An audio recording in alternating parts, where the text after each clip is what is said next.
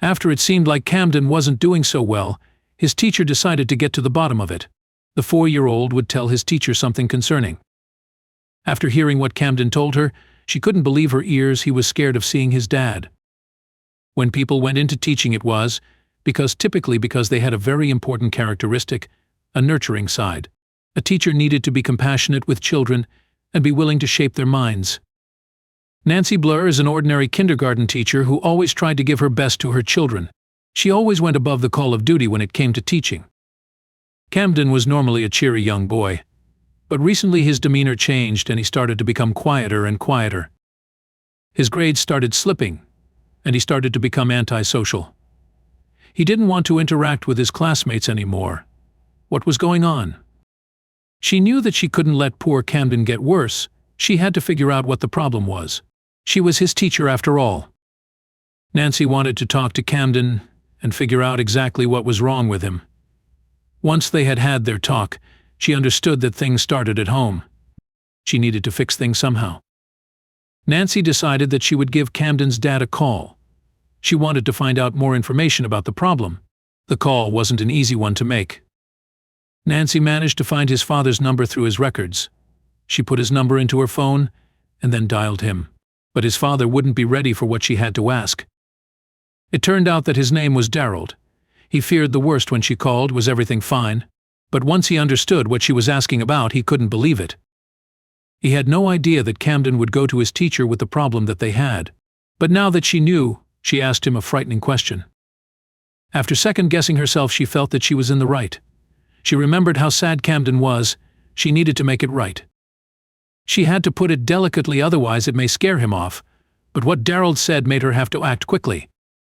The problem that Camden had at home was like nothing Nancy had ever encountered as a teacher.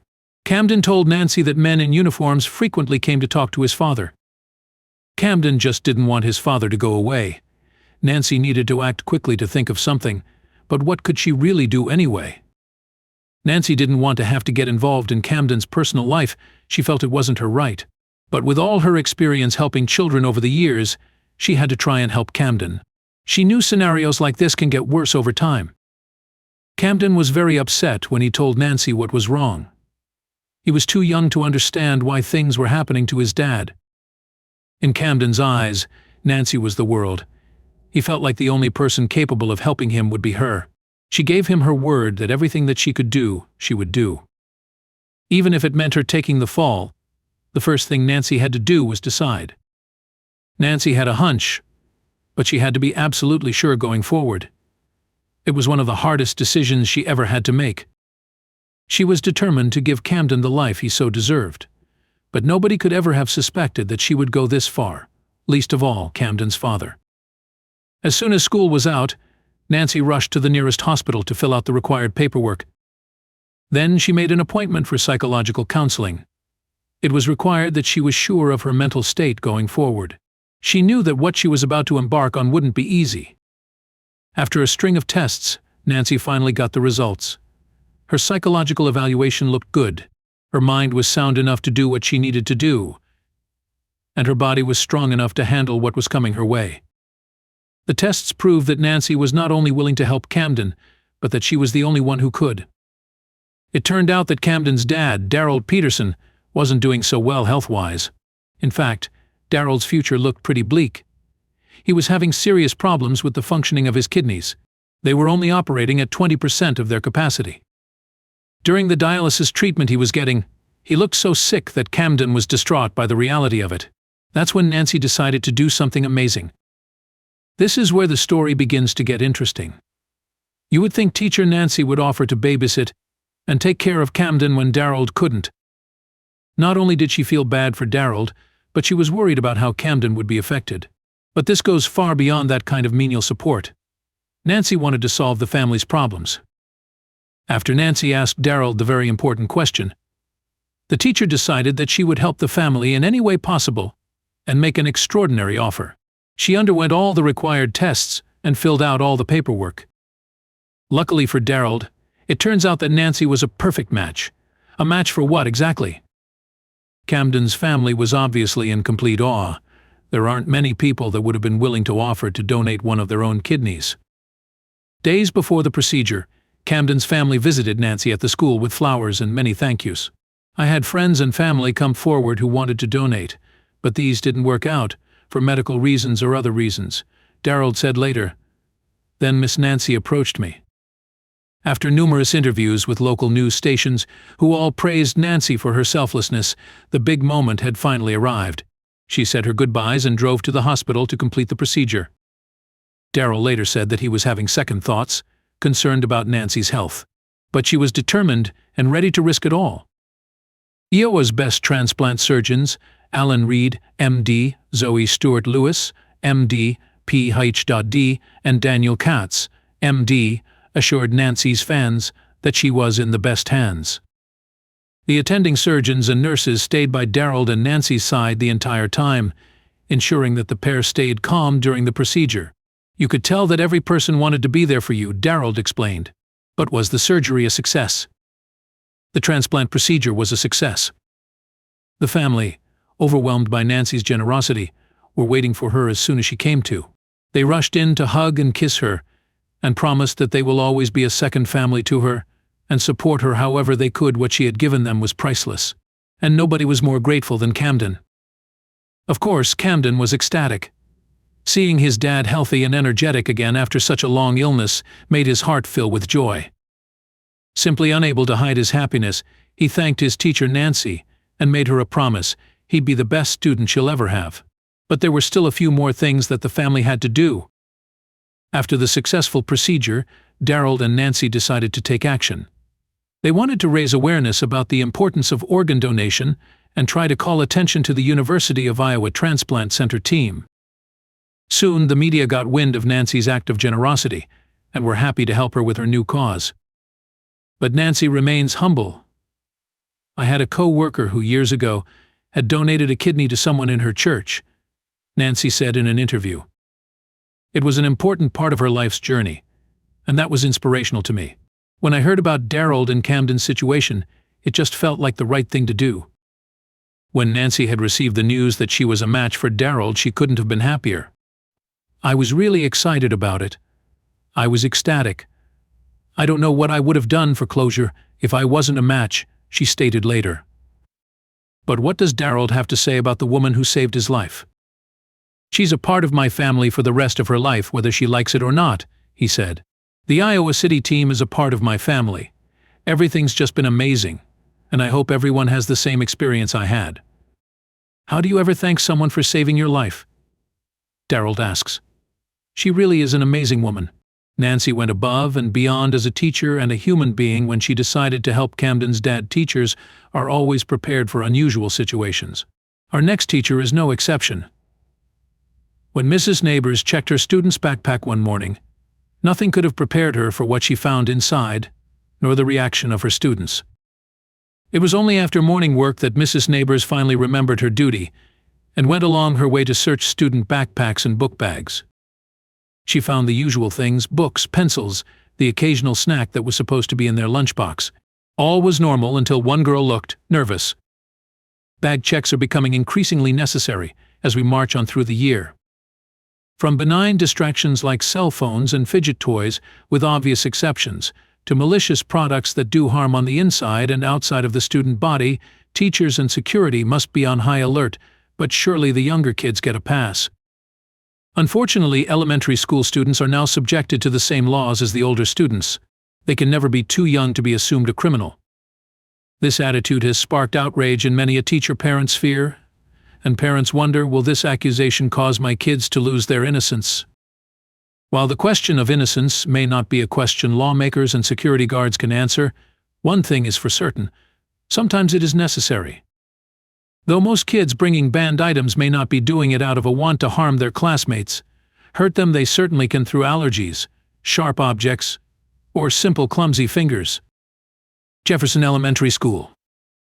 Just like every other school, student safety is a top priority for Jefferson Elementary School in Jefferson County, Georgia. As a result, students of all grades get their bags checked by their teachers after the morning announcements. Most teachers don't expect to find more than a gaming system, but today was different for Mrs. Neighbors. Mrs. Bobby Neighbor teaches second grade at the Jefferson Elementary School. Though young, she trusts that kids know what and what not to bring to school that day, and generally doesn't sweat over checking student bags for a little extra safety. Generally, the kids don't either until that day when she noticed something unusual. That morning, the kids had been excited. The morning announcements had mentioned an upcoming book fair, and no matter how old a kid is, book fairs are one of the most exciting events of the year. Ask anyone in a public school, they'll tell you. This, to her regret, distracted her from checking the bags first. It had taken a bit to get the wound-up second graders to focus on their morning work, so the routine took even longer than usual. In fact, Mrs. Neighbors had almost forgotten to do the bag checks at all. What contraband could they possibly be smuggling in a Nintendo? Nevertheless, she started checking them. From the way one student acted, it was much more than a game. As Mrs. Neighbors bent to check her bag, she found with a start that the bag was moving. For those uninitiated with backpacks, move they certainly do not. She reached down to open it, concerned about what she'd find inside. A pair of eyes greeted her, the tiny face of a brown puppy. Mrs. Neighbors pulled the dog out of the little girl's backpack and looked over at her. She could punish her for bringing a dog to school. The little girl could endanger the children with pet allergies. But Mrs. Neighbors had another option. Mrs. Neighbors gently passed the small dog around, to the wonderment of her students.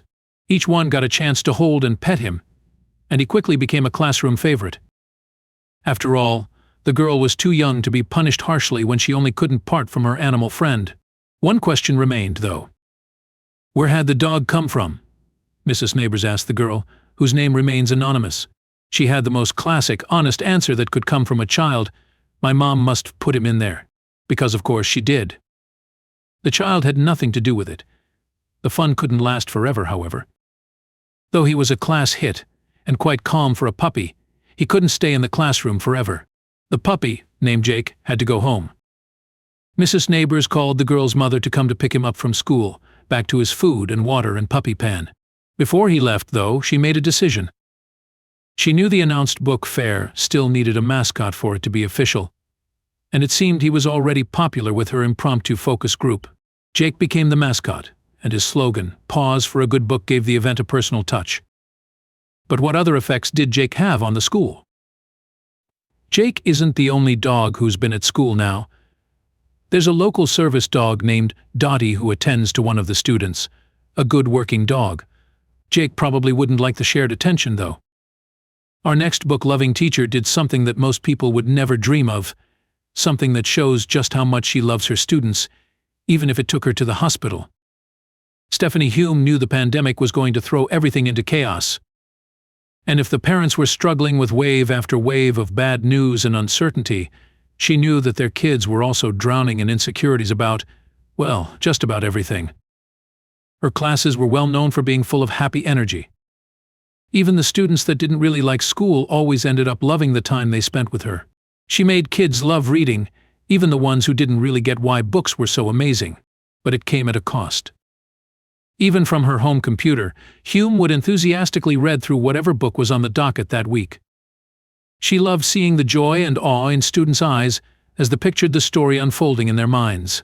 But Hume was so focused on herself, she started to neglect her own health. This, in turn, took her to the hospital with a devastating diagnosis. She had heard the word before, but it was never something she would have pictured herself going through. As the doctor pointed at her X-rays and blood work, her mind wasn't on the idea of her hair falling out or what the treatments would do to her body. It was on the kids. How were they going to take it? It was right then and there in the doctor's office that she decided exactly what to do. She was going to fight the cancer so she could keep on doing what she loved the most. However, it involved an odd green light from her doctor, one that he couldn't even believe she asked. Despite her begging, he had already told her there was no way he was letting her go home or back in the classroom yet. This is where the compromise came in. There were two important things she needed to do before the surgery. The idea of having a subpar substitute teacher in front of her class made her feel even sicker. So the first thing she did was call her mother, who had been a teacher for over 20 years. She was the only one Hume trusted to get the job done while she was away. The second condition required a computer. Hume sat straight in her hospital bed, complete with dotted hospital gown and IV drip, and opened the online meeting room. One way or another, she was going to finish reading the last chapter of the book they were on. She beamed a bright smile as the online classroom went from 0 to full in seconds. It didn't matter that she wasn't in her normal makeup or vibrant school clothes. The only thing she wanted was to assure her precious kids that she was going to be okay. She would come back to them as soon as possible. She reached for her book. It was clear that Hume had been born to teach. She flipped through the pages and read the story with lots of entertaining body language and different voices for every single character. She knew without a doubt their smiles would help her through the coming trials.